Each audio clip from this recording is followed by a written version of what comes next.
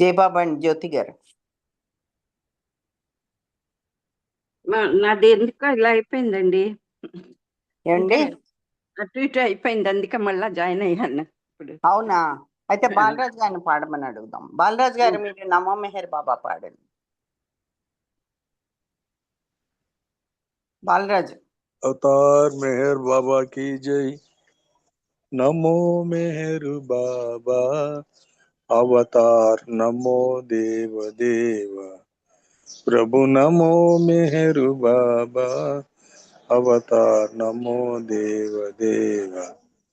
अपार दिव्या कृपा सागर अपार दिव्या कृपा सागर सकल चराचर जगदुद्धार सकल चराचर जगदुद्धार नमो मेहरु बाबा अवतार नमो देव देव। प्रभु नमो मेहरु बाबा अवतार नमो देव देव। जोहारुलिवे श्री मेहरु बाबा जोहारुलिवे श्री मेहरु बाबा।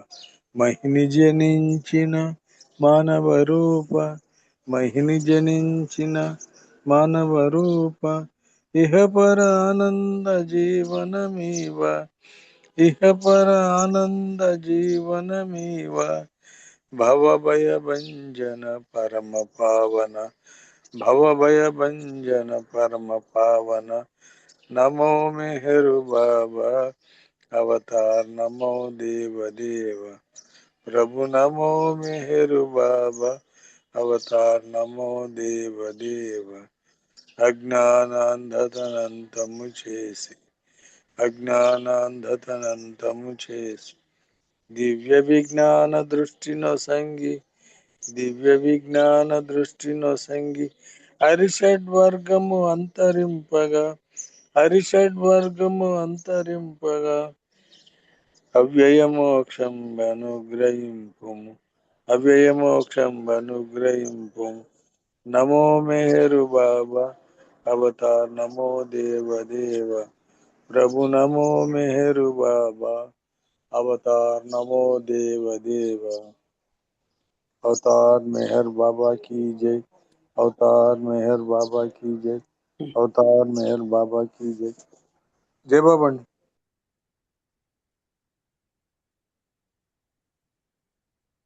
జై బాబా అండి. జై బాబా. థ్యాంక్ యూ అందరికి. జై బాబా. సుశీల గారు మీకు జై బాబా. జ్యోతి గారు, బాలరాజు జై బాబా. మీరు జై బాబా. జై బాబా. మనకి మళ్ళీ రియల్ ట్రెజర్ బుక్ లోంచి చదువుకునే అవకాశం లభించింది. దాన్ని సద్వినియోగం చేసుకుంటూ మనము ముందుకు సాగుదాం. ఇది రుస్తం బి ఫల్హాతి రాసినటువంటి చిన్న చిన్న కథలు, కానీ తనకున్న అనుభవాలు, ట్రస్ట్ వాళ్ళతో మాట్లాడినప్పుడు వాళ్ళు ఇచ్చిన జవాబులు కానీ ఇందులో రాశారు. ఆయన చాలా కాలము ట్రస్ట్ కాంపౌండ్లో వాళ్ళందరితో కలిసి ఉండేవాళ్ళు. సుదీర్ఘమైన అనుభవం ఉంది. అయితే ఆయన చివరిలో చాలా అవస్థపడ్డారు. తనకి బ్యాక్ పెయిన్ అది వచ్చి బెడ్ మీద ఎక్కువ ఉండేవాళ్ళు. అదే అటువంటి పీరియడ్లో ఇవన్నీ గుర్తు చేసుకొని రాసినవి ఇవన్నీ. డిలైటింగ్ ద హార్ట్స్ అంటే హృదయాన్ని సంతోషపెట్టడం. Mani had a very infectious laugh. మణికి తన నవ్వేటువంటిదంటే అది అంటువ్యాధి లాంటిది. తన నవ్వుతే మనందరికీ నవ్వు వచ్చేస్తుంది అనమాట. ఆ విధంగా మణి నవ్వుతూ ఉండేవాళ్ళు. ఆవిడ అప్పుడప్పుడు ఫన్నీ జోక్స్ చెప్తూ ఉండేవాళ్ళు. తర్వాత పిల్గ్రిమ్స్కి తర్వాత అది ఎండ్ అయినప్పుడు చాలా హ్యాపీగా నవ్వుతూ కనిపించేవాళ్ళు. అది అందరూ ఆ నవ్వు చూసి అందరికీ నవ్వు వచ్చేది, వాళ్ళు కూడా నవ్వేసేవాళ్ళు. ఒక ఆర్డినరీ ఇన్సిడెంట్, చాలా సామాన్యమైన ఇన్సిడెంట్ చెప్తున్నా కూడా ఆవిడ ఎంత చక్కగా చెప్పేవాళ్ళంటే, తను నవ్వొచ్చే విధంగా కొన్ని తన ఆలోచనలు కూడా పెట్టి అంత ఫన్నీగా చెప్పేదనమాట. ఆ రకంగా ఆవిడ సంఘటనలన్నీ కూడా అక్కడ మనకి మండలి హాల్లో మనతో పంచుకునేవాళ్ళు. తర్వాత అప్పుడప్పుడు కూడా జోక్స్ లాంటివి చేస్తూ పిల్గ్రిమ్స్ మీద జోక్స్ చేస్తూ ఒక అందరి మొహాల్లో ఒక నవ్వుని తెప్పించేవాళ్ళు ఆవిడకి చాక్లెట్స్ పెట్టుకోవడము 2 గుప్పిళ్ళల్లో అలవాటు. గుప్పిళ్ళలో చాక్లెట్ పెట్టుకుని ఒక కొత్త పిల్గ్రిమ్ ఎవరైనా వస్తే కానీ తను ఆ పాకెట్లోంచి చేయి పెట్టి బయటకు తీసి 2 గుప్పిళ్ళు ఇలా పెట్టేసి 2 చేతులు ముందుకు పెట్టి ఏ చేతిలో చాక్లెట్స్ ఉన్నాయి చెప్పమని అడిగేవాళ్ళు.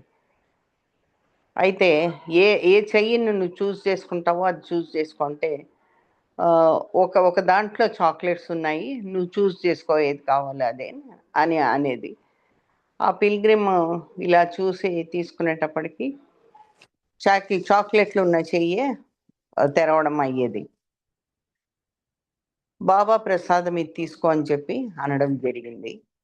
తర్వాత పిల్గ్రిమ్ చాలా సంతోషపడి, ఆహా నాకు బాబా ప్రసాదం దొరికింది కదా, ఎంత హాయిగా దొరికింది అని అనుకుంటుండగా వాళ్ళకి మణి నెమ్మదిగా అది తీసుకునేటప్పుడు నెమ్మదిగా 2వ చెయ్యి వెనక్కి పెట్టుకుని తన పాకెట్లోకి చాక్లెట్లు విదిలేసింది అని వాళ్ళకి అర్థమయ్యేది కాదు. ఎందుకంటే ఏ చెయ్యి పట్టుకుని 2 చేతుల్లోనూ ఆవిడకి చాక్లెట్స్ ఉండేవి. అందుకని ఏ చెయ్యి పట్టుకున్నా సరే చాక్లెట్లే దొరికేవి. ఆ సంగతి ఎదుటి వాళ్ళకి తెలియదు. అది ఆ విధంగా 2వ చేతిలోని చాక్లెట్లు నెమ్మదిగా తన వేసుకున్న దీని డ్రెస్ పాకెట్లో అది పెట్టేదన్నమాట. కాబట్టి వాళ్ళకి అవగాహన లేదు, వాళ్ళు చాలా సంతోషపడేవాళ్ళు. అలాగే మణి అదే ఇప్పుడు చెప్పుకుందే నెమ్మదిగా చెయ్యి లోపలికి పెడుతుందని. ఎంటీ హ్యాండ్ వాళ్ళకి చూపించేవాళ్ళు, ఓ చూడు ఇందులో ఏమీ లేదు, నీకెంత లక్కీ, నువ్వు చక్కగా అదే చెయ్యి పట్టుకున్నావు అని. అది ఆ పిల్గ్రిమ్స్కి చాలా అధిక సంతోషాన్ని ఇచ్చేది. బాబా ప్రసాదమే కాకుండా ఒక కరెక్ట్ గెస్ చేశాం మేము అన్న అభిప్రాయం కూడా వాళ్ళకి ఉండేది. పిల్గ్రిమ్ గనక ఓల్డ్ టైమర్, పాత వాళ్ళే పిల్గ్రిమ్స్ అయితే చాక్లెట్లు బదులుగా బాబా లాకెట్స్ ఇచ్చేది. అది రెసిడెన్స్ అక్కడ ఉన్న వాళ్ళకి తెలుసు, తను ఏం చేస్తుందో తెలుసు. ఎక్కువ సమయము ఆ పిల్గ్రిమ్స్ తోటి గడిపేవాళ్ళు, కొత్త వాళ్ళతోటి. వాళ్ళు చాలా ఇన్నసెంట్గా ఉండేవాళ్ళు. తను ఏం ట్రిక్ ప్లే చేస్తుందో వాళ్ళకి తెలిసేది కాదు. అది ఎందుకంటే ప్రతి వాళ్ళ హృదయాన్ని రంజింపజేయడానికి అది ఆవిడ ఎంచుకున్నటువంటి ఒక పద్ధతి. ఆ రకంగా మణిని మనం కలిసినప్పుడు మణి దగ్గర మనం కూడా చూసాము, మాకు కూడా అటువంటి అనుభవం ఉంది. జై బాబా. ఇంకొకటి ఏంటంటే మెహరా మీన్స్ ఫ్లవర్. మెహరా అని అంటే ఫ్లవర్. అది ఏ విధంగానో మనం చూద్దాం. ప్రతి నెల బాబా విమెన్ మండలి మెహరాజాద్ నుంచి మెహరాబాద్ విజిట్ చేసేవాళ్ళు బాబా నిర్యాణం తర్వాత. ఎందుకంటే అంతకుముందు బాబా వాళ్ళ దగ్గరే ఉండేవాళ్ళు కాబట్టి వాళ్ళకి ఆ అవకాశం ఎక్కడికో వెళ్ళి బాబాని చూసే అవసరము రాలేదు. అయితే బాబా నిర్యాణం తర్వాత ప్రతి నెల కూడా వీళ్ళు మెహరాజాద్ నుంచి మెహరాబాద్కి బాబా సమాధికి మోకలిడడానికి వెళ్ళేవాళ్ళు. వాళ్ళు కారులో వచ్చేవాళ్ళు. ఆ హెల్పర్స్ అందరూ వాళ్ళతో ఉన్న వాళ్ళు కూడా కారులో వచ్చేవాళ్ళు. వాళ్ళు ఆ విధంగా ఒక పెద్ద బాస్కెట్లో పువ్వులన్నీ పెట్టుకుని ఆ బాస్కెట్ వెనక వాళ్ళు మోసుకొస్తూ ఉండేవాళ్ళు. ఆ బాస్కెట్లో అన్ని పూల దండలు ఉండేవి. ముందు బాబా సమాధికి ఎంటర్ అయ్యి లోపల వాళ్ళు ఆ గార్లెండ్స్ అన్నీ కూడా బాబాకి మొక్కిన తర్వాత వేసేవాళ్ళు, లేదా వేసి మొక్కేవాళ్ళు. బాబా ప్రేయర్లు చెప్పేవాళ్ళు. ఆ తర్వాత హారతీస్ పాడేవాళ్ళు. హారతి అయిపోయిన తర్వాత కొన్ని డివోషనల్ సాంగ్స్ వాళ్ళు పాడడం కూడా జరిగేది. ఒక 1/2 అవర్ ఆ పాటలు పాడేవాళ్ళు. అందులో ముఖ్యంగా సచ్చిదానంద పరమానంద మేహర్ బాబా విజ్ఞానంద అది మటుకు తప్పనిసరిగా పాడేవాళ్ళు. మేము వినడం కూడా జరిగింది. అది ఆ పాట ఆగిపోయినప్పుడు మణి సిగ్నల్ ఇచ్చేది అందరికీ, పదండి ఇంకా వెళ్దామని. అందరు కలిసి బాబా క్యాబిన్లోకి వెళ్ళేవాళ్ళు. బాబా రూమ్ అంటాము, ఇప్పుడు క్యాబిన్ అంటాము, దానిలోకి వెళ్ళేవాళ్ళు. వెళ్ళి తర్వాత ఆ స్ట్రెచర్ మీద దండలు ఉంచడం అంటూ జరిగేది. మిగతా అన్ని ఫోటోలకి ఆ రూమ్లో ఉన్న వాటికి కూడా వీళ్ళు దండలు వేసేవారు. ఇది బాబా బాడీ మోసుకొచ్చినటువంటి స్ట్రెచరు మనందరికీ తెలుసు. ఆ లేడీస్ అక్కడ కంప్లీట్ చేసిన తర్వాత టిన్ క్యాబిన్కి వెళ్ళేవాళ్ళు. అదే మన వాటర్ ట్యాంక్ దగ్గర టిన్ క్యాబిన్ ఉంటుంది కదా, అక్కడ మ్యూజియం దగ్గర దానికి వెళ్ళేవాళ్ళు. టిన్ షెడ్కి వెళ్ళి బాబా గాడి ఎక్కడుందో దానికి కూడా గార్లెండ్ చేసేవాళ్ళు. లేడీస్ అక్కడ ఉన్న పిల్గ్రిమ్స్ తోటి మాట్లాడడం అవన్నీ కూడా జరిగేది. మేము కూడా గుంపుగా వాళ్ళతో పాటు వెళ్ళేవాళ్ళం. ఎప్పుడైనా వచ్చినప్పుడు మనం ఉన్నప్పుడు అక్కడ ఆ పీరియడ్లో కనుక వాళ్ళు వస్తే వాళ్ళతో పాటు వెళ్ళడం అనేది పిల్గ్రిమ్స్ పరిపాటి. మనీ అక్కడ చిన్న చిన్న స్టోరీస్ షేర్ చేసుకున్న వాళ్ళు అందరితోటి. అప్పుడప్పుడు స్నాక్స్, కూల్ డ్రింక్స్ కూడా తెప్పించి అందరికీ ఇచ్చేవాళ్ళు. ఎవరిదన్నా బర్త్డే ఉంటే అలాంటి మనీ కూడా మండలి కూడా వాళ్ళలో జాయిన్ అయ్యేవాళ్ళు. అంటే అక్కడ ఇప్పటికీ ఆ పరంపర నడుస్తూ ఉంది. మనం ఏమైనా డిస్ట్రిబ్యూట్ చేయదలుచుకుంటే మొన్నటి వరకు వాళ్ళు ఆ అవకాశం ఇచ్చారు. సమాధి దగ్గర కాకుండా అక్కడ డిస్ట్రిబ్యూట్ చేసేటట్టుగా చేశారు. ఇప్పుడైతే ఒక సర్క్యులర్ వచ్చింది, అలాంటివి ఏమీ ఇక ఉండబోవు అని. ఏదైనా ఇస్తే ట్రస్ట్ వాళ్ళు ఇవ్వాలి, మిగతా అన్నీ అలాంటివి స్టాప్ చేసేసారు. మండలి కూడా వాళ్ళతో జాయిన్ అయ్యేది. మండలి ఆ తర్వాత మెహరాజాద్కి వెళ్ళిపోయేవాడు. ఇది అలా కంటిన్యూ అవుతుంది రొటీన్గా. మెహ్రా చనిపోయే వరకు జరిగింది అది. మెహ్రా టోంబ్ మనకి తెలుసు బాబాకి కుడి చేతి వైపున ఉంటుంది. బాబా ప్లాన్ ప్రకారం మెహ్రా చనిపోయిన తర్వాత విమెన్ మండలి ఈ రొటీన్ ఇలాగే కంటిన్యూ చేస్తూ ఒక చిన్న చేంజ్ తోటి జరిగేది. అది ఎట్లా అంటే గార్లెండ్ చేయడం, బాబాకి మోకరిల్లి దండం పెట్టడము, ప్రేయర్స్, హారతి అన్నీ అయిపోయిన తర్వాత ఆ లేడీస్ అందరు కూడా మెహ్రా టూమ్ దగ్గరికి వెళ్ళేవాళ్ళు. ఆ తర్వాత గార్లెండ్ మెహ్రా టూమ్ మీద పెట్టేవాళ్ళు.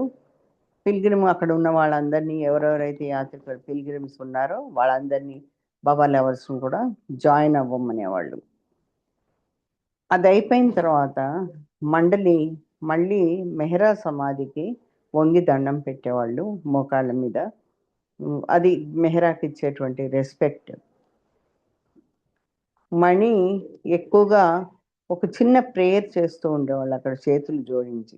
అదేంటంటే, dear Mehra, help us to love Baba as he should be loved and to please him as he should be pleased. Mehra, ఏ విధంగా బాబాని మేము ప్రేమించాలో ఆ విధంగా ప్రేమించేటట్లు, తర్వాత ఏ విధంగా బాబాని సంతోషపెట్టాలో ఆ విధంగా సంతోషపెట్టేటట్లు మాకు సహాయం చేయమని మెహ్రా దగ్గర అడగడం. ఇది అయిపోయిన తర్వాత మణి కొన్ని స్టోరీస్ మెహ్రాకి సంబంధించినవి పిల్గ్రిమ్స్ అందరికి కూడా చెప్తూ ఉండేవారు. ఒక సందర్భంలో మణి ఈ కింది విషయం చెప్పింది ఏంటంటే, మెహ్రా చుట్టూ ఉన్నప్పుడు, మెహ్రా అక్కడ ఉన్నప్పుడు, ఆ మెహ్రాజాద్లో తను చెప్పే సంగతి, మెహ్రా అక్కడ ఉన్నప్పుడు ఏ పువ్వులనైతే సమాధికి తీసుకొచ్చేవాళ్ళో ఆ పువ్వుల్లో ఒక రకమైనటువంటి పరిమళము, తర్వాత ఒక రకమైన వెలుగు లాంటిది కూడా ఉండేది. అంటే అంత ఫ్రెష్గా ఉండి అంత బాగుండేది. మెహ్రా టచ్ ఆ ప్లాంట్స్కి ఉండేది కాబట్టి అవి ఇవ్వడానికి చాలా సంతోషంగా ఆ పువ్వుల్ని, ఆ చెట్లు ఆ పువ్వు సంతోషంగా ఆ పువ్వుల్ని ఇవ్వడం కానీ, ఆ ఫ్లవర్స్ అలా విచ్చుకొని చక్కగా అందంగా వెలుగుతోటి, ఒక రకమైన వెలుగు పరిమళం ఉండేది వాటిలో. అది ఒక రోజ్ గార్డెన్ మెహ్రాజాద్లో ఉండేది. కొంత డిస్టెన్స్ బాల్నాథ్ ఆఫీస్కి కొద్దిగా డిస్టెన్స్లో ఉండేది అది. మెహ్రా ప్రెజెన్స్ ఆ ఫ్లవర్స్లో చాలా కనబడుతూ ఉండేది. అంటే మెహ్రా ఉన్నప్పుడు ఉన్న సంగతి ఇది చెప్తా ఉన్నారు. అది ఒక రకమైన గ్లోరియస్, అంటే ఒక రకమైన వెలుగు లాంటిది, రేడియంట్, అది కూడా వెలుగు. చాలా హెల్దీగా ఉండేవి ఫ్లవర్స్. తను వెళ్ళిపోయిన తర్వాత ఆ ఫ్లవర్స్కి అటువంటి అందము లేదు. ఉన్నాయి రావడము, అది అంతే పరిమాణంలో పెరుగుతూ ఉన్నాయి, అంతే ఇది సైజు అవన్నీ ఉన్నాయి, రంగు అది. కానీ అంతకు ముందన్నటువంటి ఆ అందము, తర్వాత ఆ పరిమళము ఏదైతే ఉందో అది, తర్వాత ఒక రకమైన వెలుగు అన్నారు, గ్లోరీ, అది కూడా లేదు. అది లైఫ్లెస్గా ఉండే ఆ ఫ్లవర్స్ అసలు ప్రాణమే లేనట్టు, జీవమే లేనట్లుగా ఉండేవి. అది మెహరాని మిస్ అవుతున్నట్టుగా ఉండేది. అవి చాలా ఇన్ఫెక్షన్ కూడా వచ్చేది ఆ ఫ్లవర్స్కి. ఆ రకమైన ఇన్ఫెక్షన్ ఉండేటప్పటికి ఫాలు అని ఇప్పుడు మన చైర్మన్, అతను మెహరాజ్ కేర్ టేకర్గా ఉండేవాడు.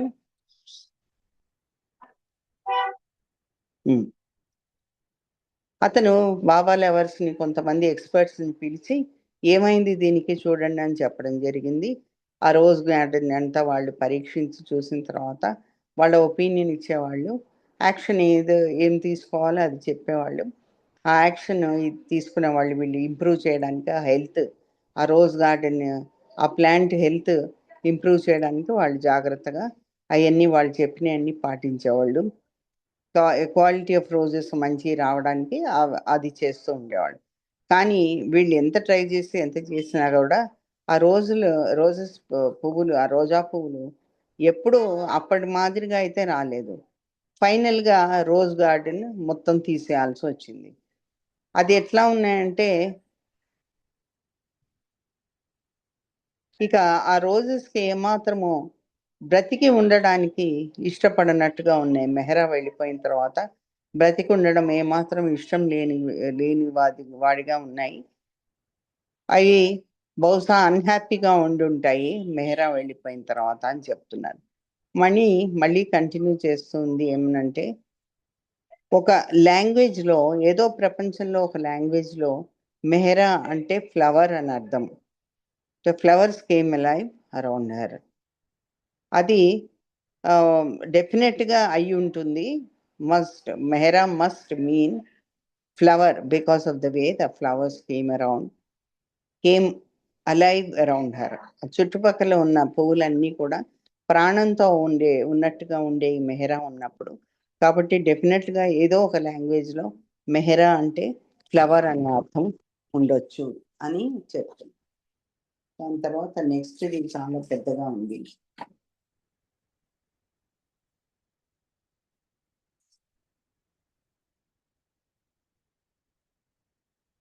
ఒక్క నిమిషం అండి.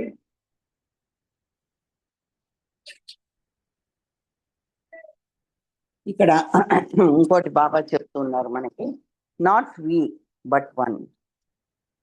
ఒకసారి పిల్గ్రిమ్స్ అందరినీ వాళ్ళందరినీ అడ్రస్ చేస్తూ ఈరిచ్ అన్నారు, ఎంక్వైరీ చేశారు. Did I share the story which contains the coat?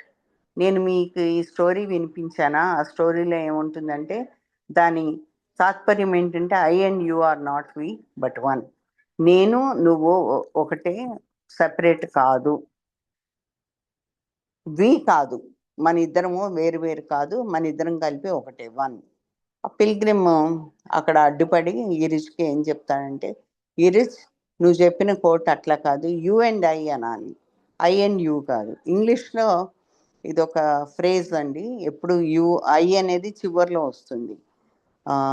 ఏదన్నా రెండు పేర్లు ఆలీ అక్బర్ అండ్ ఐ అంటాము, ఆలీ అక్బర్ అనము. అలా అది తప్పు పట్టి అతను అన్నాడు, you and I are not we but one. Erich reply ఇచ్చాడంట జవాబు, no but the story that I'm about to share. నేను ఏ స్టోరీ అయితే మీకు చెప్పబోతున్నానో ఆ స్టోరీ కోర్ట్లో ఉన్నదే నేను చెప్పాను మీకు అని చెప్పడం జరిగింది. ఈరిచ్ స్టోరీ ఇలా చెప్పడం మొదలుపెట్టాడు.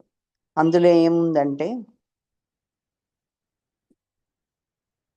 ఎలా అవతారు ట్రిక్స్ ప్లే చేస్తాను మనతో చూడండి అని చెప్తూ, ఒకసారి సహవాస్ ప్రోగ్రామ్స్లో బాబా ఒక లవర్ని చూసి ఏమన్నారంటే, you and I are not we but one. నువ్వు నేను ఇద్దరము కాదు, ఒకళ్ళమే అని చెప్పడం. అర్థమైందా అంటే లవర్ అన్నాడంట, అర్థమైంది బాబా అని. బాబా అప్పుడు అడిగారంట, ఏం అర్థమైంది నీకు? టెల్ మీ, చెప్పు, come on tell me what happen, what did you understand అని బాబా అడగడం జరిగింది. ఆ లవర్ రిప్లై ఇచ్చాడంట, Baba I and you are not we but one. I and you are not we. ఈసారి ఐ ముందు పెట్టాడు అతను. I and you are not we but one. అది ఆ లవర్ రిప్లై విని బాబా అన్నారు కదా, that's not what I said. అది కాదు నేను చెప్పింది. నువ్వు అలా ఎలా చెప్తావు? నేను అది చెప్పలేదే. లవర్ కన్ఫ్యూజ్ అయిపోయి అది రిప్లై ఇచ్చాడంట. అవును బాబా, దట్స్ వాట్ యూ సెడ్. బాబా మళ్ళీ అడిగారంట, వాట్ డిడ్ ఐ సే అని. ఆ లవర్ రిప్లై ఇచ్చాడు మళ్ళీ, Baba, I and you are not we but one. Baba చాలా గట్టిగా చెప్పారంట, అది కాదు నేను చెప్పింది.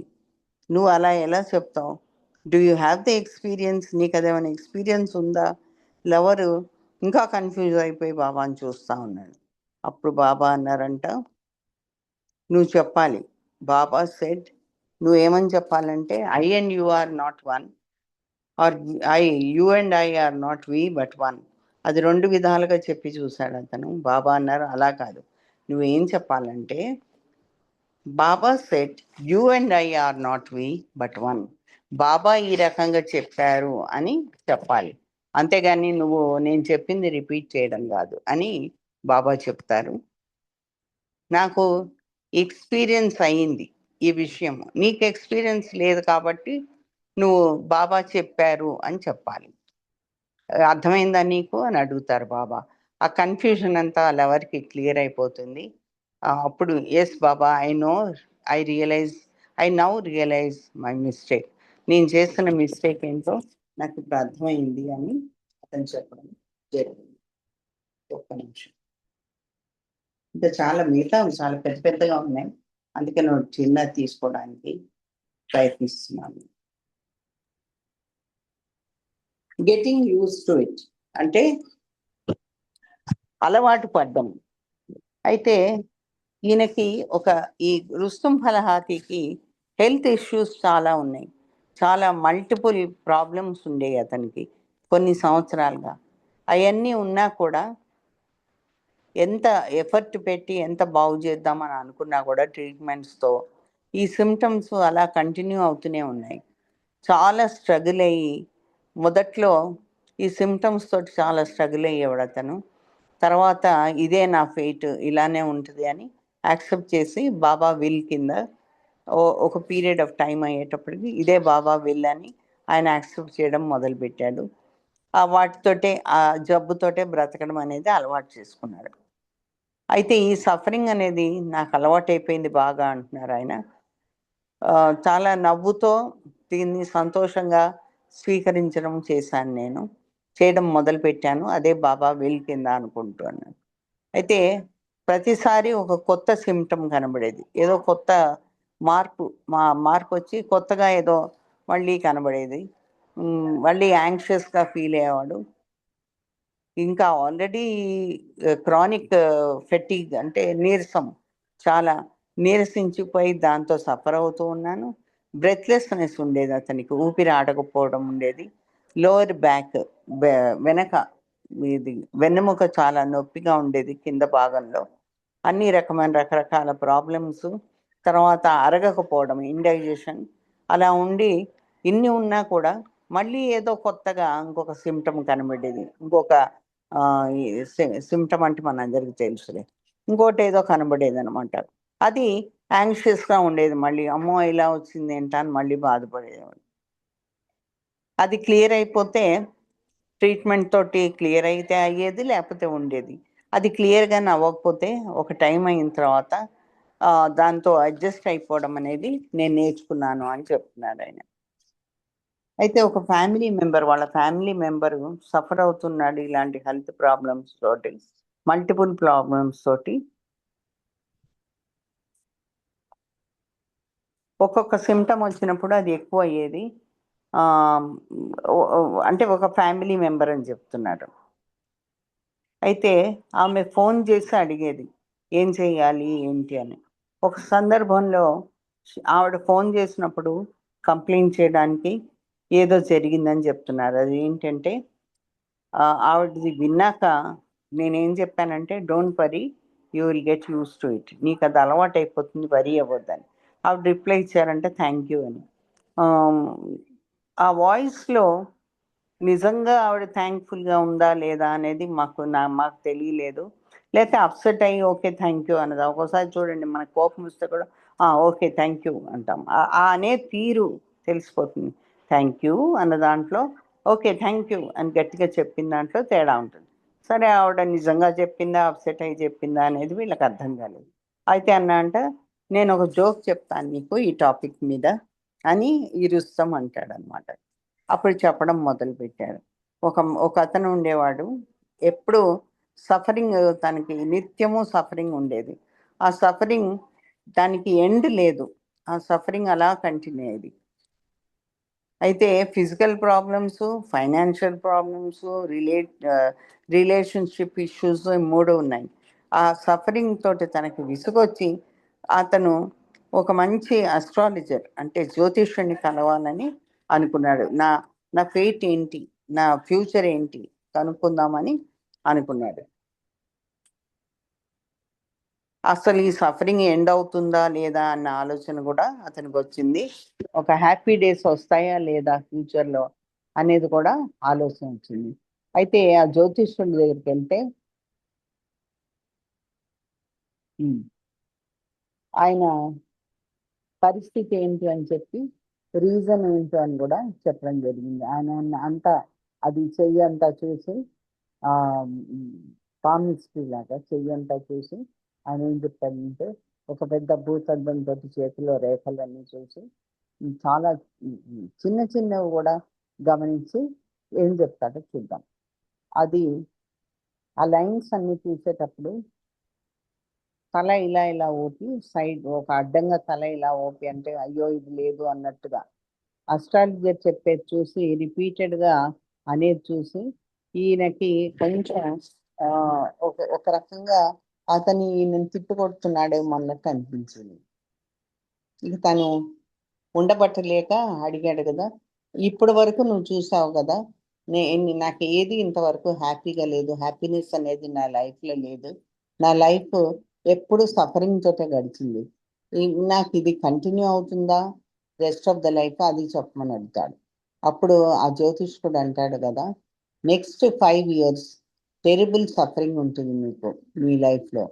అది వినగానే ఈ ఇతనికి ఆ హ్యాపీనెస్ ఉన్న కొంచెం హ్యాపీనెస్ కూడా పోయి, ఓకే 5 సంవత్సరాల తర్వాత అయినా నేను హ్యాపీగా ఉంటాను కదా అని అనుకుంటాడు. అప్పుడు అస్ట్రాలజర్ని అడుగుతాడు, 5 సంవత్సరాల తర్వాత ఏంటి? అస్ట్రాలజర్ అన్నాడంటే, with look of resignation, after 5 years you get use to. 5 సంవత్సరాల తర్వాత నాకు సరిపోతుందా ఇది, మళ్ళీ ఇంకేం రాకుండా ఉంటాయా, నాకు తగ్గిపోతుందా పూర్తిగా అంటే, అప్పుడు అతను ఏమంటాడంటే, after 5 years will get use to it. 5 సంవత్సరాల తర్వాత నీకు ఇది ఈ జబ్బు అలవాటు అయిపోతుంది అని చెప్తాను. అది ఆ జోక్ అయిపోగానే ఇతను అంటాడు కదా, ఇదంతా కూడా రుస్తం ఫర్హాతి ఆ చుట్టానికి ఎవరికైతే ఒంట్లో బాగాలేదో వాళ్ళకి చెప్పినటువంటి జోక్.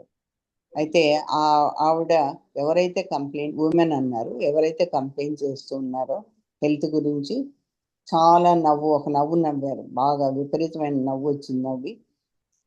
నవ్వు ఆపేసిన తర్వాత అన్నదంట, అది నిజమే, సంథింగ్ కెనాట్ బి క్యూర్డ్. ఇప్పుడు మనకి ఏదో తగ్గదు జబ్బు అని తెలిసినప్పుడు మనం దానికి అలవాటు పడడమే సరైన పద్ధతి, అలవాటు పడతాము కూడా. అప్పుడు మన మైండ్లో ఊరికే అది తొలుస్తూ ఉండదు, నాకు ఈ జబ్బు ఉంది, నాకు ఈ జబ్బు ఉంది, నాకు ఈ జబ్బు ఉంది అని. అది ఆటోమేటిక్గా జరిగే విషయమే అని అంటున్నారు ఆవిడ. ఇంతతోటి ఈరోజు ముగించుకున్నామండి. మళ్ళీ మరి 2 కథలతోటి మనం ముందుకు వద్దాం. అవతార్ మెహర్ బాబాకి జై.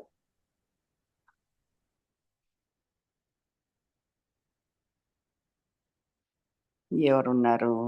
సుశీల గారు మీరు పాడతారా హారతి? జై బాబా అండి. జై బాబా, జై బాబా జ్యోతి గారు. మీరు చక్కటి విషయాలు మాకు అన్ని చదివి వినిపిస్తున్నారు, చాలా సంతోషం అండి. జై బాబా అండి.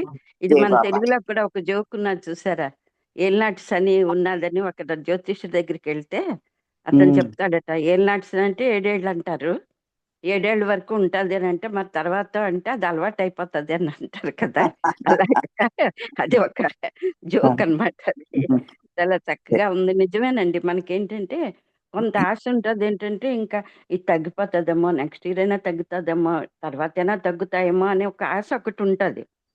ఆశతో బతికేస్తాం, కానీ ఆ తర్వాత ఎప్పుడైతే ఎప్పుడైతే మనకి తెలిసిపోయిందో ఇంక లేదు తప్పదు ఇది ఇలాగ భరించాలి అంటే దానికి యుజుట్టు అయిపోతాం అనమాట. ఇంకా యుజుట్టు అయిపోయి భగవంతుడి మీద మరి ఇంకా ఇంకొంచెం ప్రేమ మనకి పెరిగిపోతుంది. ఎందుకంటే దేవుడా మాకు ఈ కష్టం వస్తుంది, నువ్వు ఎలా చేస్తావు అన్నట్టు మనకు అనిపిస్తుంది. చాలా చక్కటి విషయం చెప్పారండి.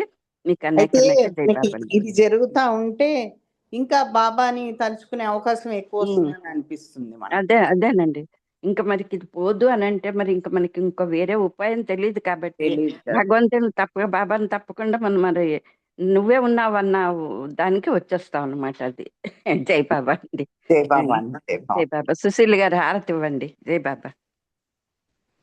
జై బాబా అండి. జై బాబా. ముత్యాల హారతి మేహరు బాబకు మోక్ష ప్రదాతకు, మేహరు బాబకు మోక్ష ప్రదాతకు, మనసే మంగళ హారతి ముత్యాల హారతి మేహరు బాబా. చంద్రుని బోలు ముఖ కమలమునకు, వేదవేద్యుని పద పద్మములకు, చంద్రుని బోలు ముఖ కమలమునకు, వేదవేద్యుని పద పద్మములకు, మందహాసమున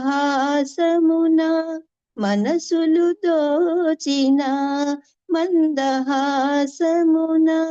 మనసులు దోచిన, మౌన సుభూషణ మోహనాంగునకు, ముత్యాల హారతి మేహరు బాబా. కనుదోయిగను జగమంతా భ్రాంతి, కనలేవాతని ఆ దివ్య కాంతి, కనుదోయిగను జగమంతా భ్రాంతి, కనలేవాతని ఆ దివ్య కాంతి, మనమున నిలుపుము మేహరు మూర్తి, మనమున నిలుపుము మేహరు మూర్తి, మననము చేయుము కలుగును శాంతి, ముత్యాల హారతి మేహరు బాబా. మాయా మమతల మరుగున దాగిన మానవాళి మేల్కొల్పగనించి, మస్తు రక్షణ చేయగనించి, మస్తు రక్షణ చేయగనించి, మహిని జనించిన మేహరు బాబకు, ముత్యాల హారతి మేహరు బాబకు, మోక్ష ప్రదాతకు, మేహరు బాబకు మోక్ష ప్రదాతకు, మనసే మంగళ హారతి ముత్యాల హారతి మేహరు బాబా. అవతార్ మెహర్ బాబా की జై. జై బాబా అండి. అందరికీ జై బాబా. జై బాబా అండి. అందరికీ జై బాబా.